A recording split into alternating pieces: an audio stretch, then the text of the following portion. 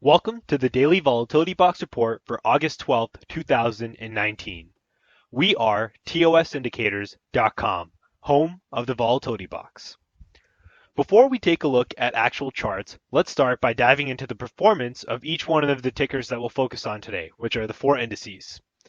In the S&P Futures, we had 0 trades that set up today, and so we essentially didn't trade the S&P.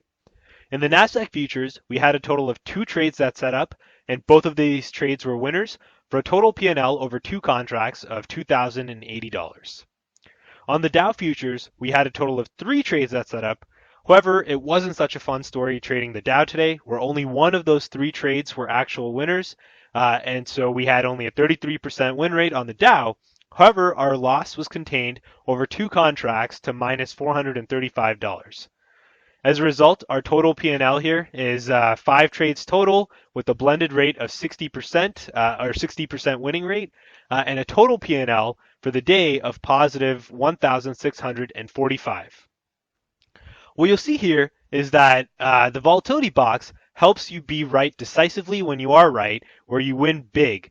You see that the models worked extremely well on the Nasdaq, despite not working very well today on the Dow Futures, where your losses were mitigated by really, really big winners, and that led you to have an overall really positive day where you ended positive 1,645 instead of negative, despite having 2 out of 5 trades being losers, and with both contracts being losers, rather.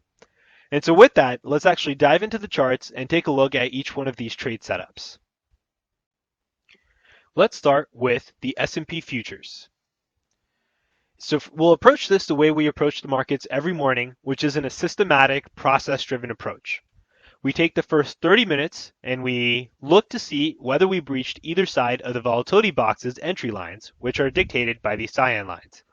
As you can see, the S&P Futures did right here, and that was our cue to switch on over from the aggressive to the conservative volatility models for the rest of the day. So let's go ahead and do that.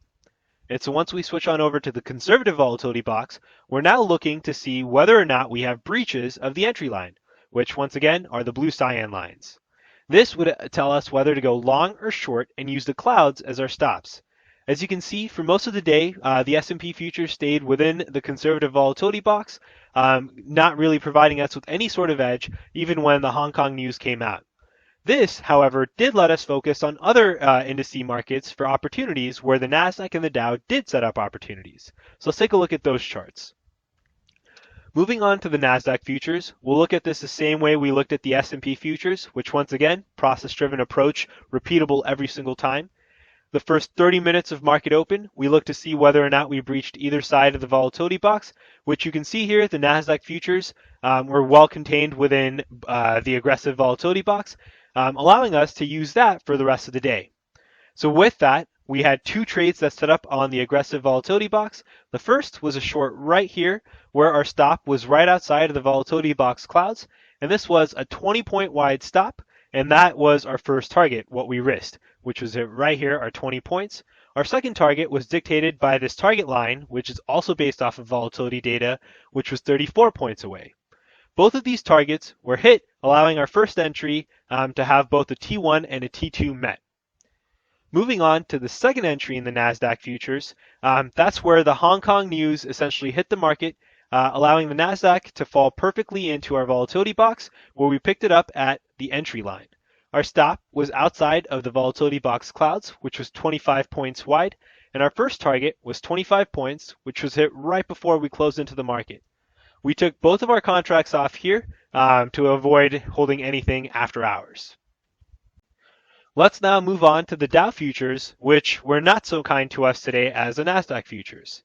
So once again, we'll start this off with the same process-driven approach that we always take. We look at the first 30 minutes and we look to see whether or not we breached either side of the volatility box. We got close, but we didn't actually breach it, allowing us to use the aggressive volatility box models for the rest of the day.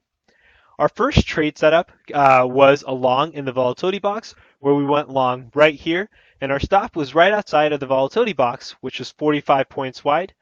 Our first target was what we risked, which is the 45, which was hit right here, and our second target was at the target line, which was 90 points wide, which was also hit. The first trade in the Dow Futures was both a winner on the T1 and the T2 level, giving us a nice winner in the Dow to start, where we thought that, hey, maybe we are following the volatility box, but the next two trades were duds. Let's take a look at them. The second trade that set up in the Dow Futures was along right here, right off of the volatility box model. Our stop was once again right outside of the volatility box clouds, which was 45 points wide.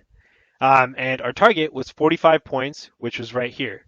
As you can see, we never actually hit our target. Instead, we ended up going down and we got stopped out right here on both of our contracts. So that was a minus 45 point loss on both of these contracts. We were looking for opportunities once again, and when the Hong Kong news hit, we played the Dow Futures as well, trying to see if we could capture this move. Our entry was right here at the entry line, with our stop right outside of the volatility box, where we gave this a 66-point stop. The wick of this candle actually took us out, so depending on how wide your stop is, you might have stayed in, but I think for at least all intents and purposes, our trade was stopped out, taking us out of our second two contracts on the Dow right here as well for minus 66 points each.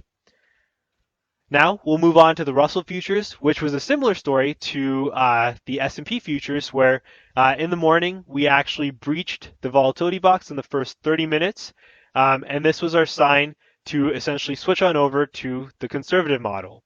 And so as we applied the conservative volatility box model, we looked for opportunities at the edge, but that did not essentially give us any opportunities on the Russell Futures for either a long or a short. And so we were stuck with both the Nasdaq and the Dow Futures as our focuses for today's trade activity.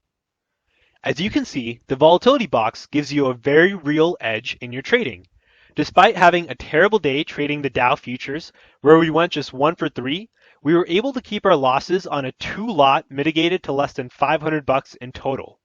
We used the same exact rules, the same exact process, and the same exact methodology on the Nasdaq futures using the same exact indicator to profit more than $2,000 with the same 2 lots.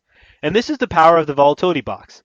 When you win big, and when you lose, you're able to keep your losses fairly contained. Think about it this way. We went 3 for 5 today, batting just a 60% average, but we were still able to take away more than $1,600 from the marketplace. And that's the power of the volatility box and the models that we've developed and created. Start using them today in your trading and start trading with an edge at the edge.